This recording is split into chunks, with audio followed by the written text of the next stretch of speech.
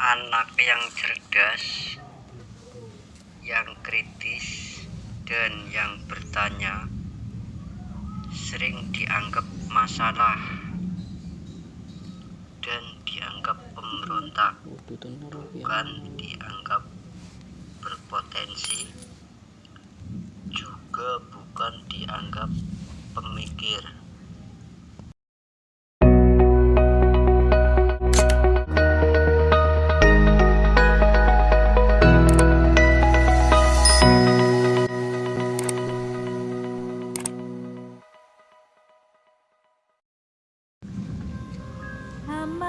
Mari kita bicara jujur.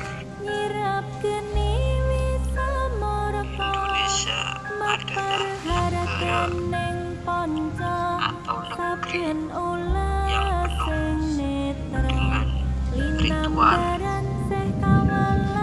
di mana kata Tuhan lebih sering disebut daripada kata logika.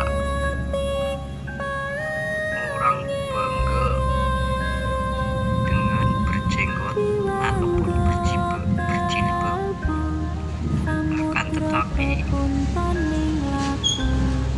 malu mengakui cara kerja dunia modern. Ilmu pengetahuan dianggap menjadi ancaman, dan ironisnya negeri yang katanya penuh ritual ini justru lahir kebodohan yang paling gelap, kebodohan yang dibungkus kesian. Bodoh bukan karena kurang otak, mereka bodoh karena dilatih untuk berhenti menggunakan otak, tidak dirangsang untuk berpikir logis rasional. Mereka hanya diajarkan untuk percaya, mengikuti,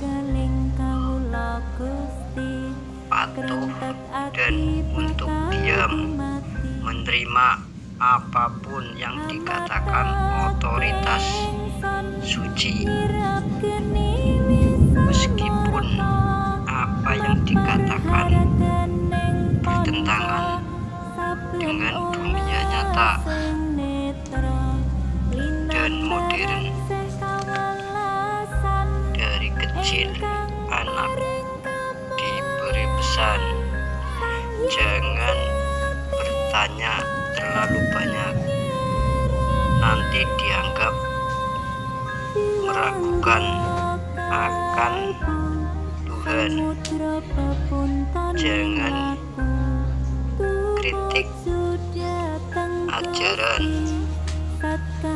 nanti kamu dianggap sesat. Jangan berpikir logis, nanti kamu dicap kurang iman. Anak yang cerdas sering dianggap masalah, bukan dianggap berpotensi. Anak yang kritis sering dianggap pemberontak, bukan pemikir. Anak yang bertanya sering dianggap durhaka, bukan dianggap penasaran. Beginilah suatu bangsa membunuh masa depannya sendiri. Lingkungan yang terlalu religius sering melahirkan generasi yang pintar, ritual, tetapi lupa rasional. Hafal kitab akan tetapi tidak bisa membedakan fakta dan hoax. Bisa berdoa fasih, akan tetapi tidak bisa berpikir ilmiah. Semakin keras orang bicara akan Tuhan, semakin dianggap bijak. Semakin sering pamer simbol simbol agama semakin dianggap berakhlak, padahal tidak ada hubungan langsung antara tampilan religius dengan kualitas pemikiran. Seseorang dianggap suci dengan kualitasnya, akan tetapi membuat keputusan yang sangat bodoh.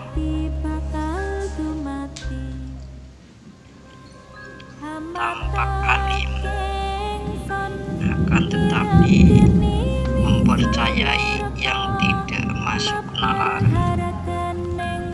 Ini yang disebut kebodohan yang dilindungi, yang tidak boleh dikritik dan disentuh oleh suatu kelompok lain selain kelompoknya, dan siapapun yang tidak sesuai dengan kelompoknya akan dianggap atau dicap musuh. Fanatisme membuat orang alergi dengan fakta, menolak kenyataan.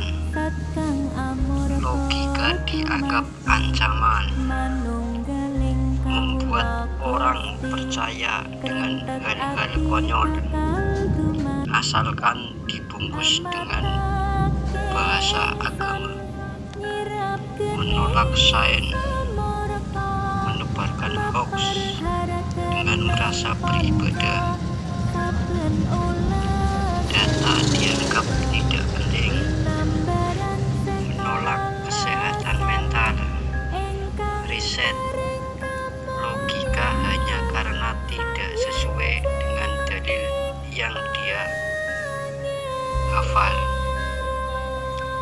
Ini kebodohan yang bukan kebetulan, tapi hasil dari sistem yang menolak berpikir, sistem yang lebih menghargai ketaatan dibanding kecerdasan, sistem yang menganggap bahwa yang mempertanyakan adalah dosa dan hasilnya jelas. Orang tumbuh dengan mental keyakinan yang rapuh. Fanatisme juga membuat orang paling dasar jadi manusia. Empati, mudah menghakimi, akan tetapi sulit memahami, mudah mengecap kafir,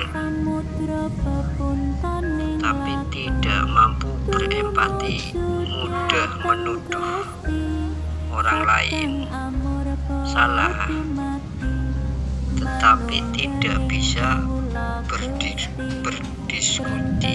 berdiskusi. Mereka suci, tapi melakukan tindakan-tindakan yang tidak manusiawi.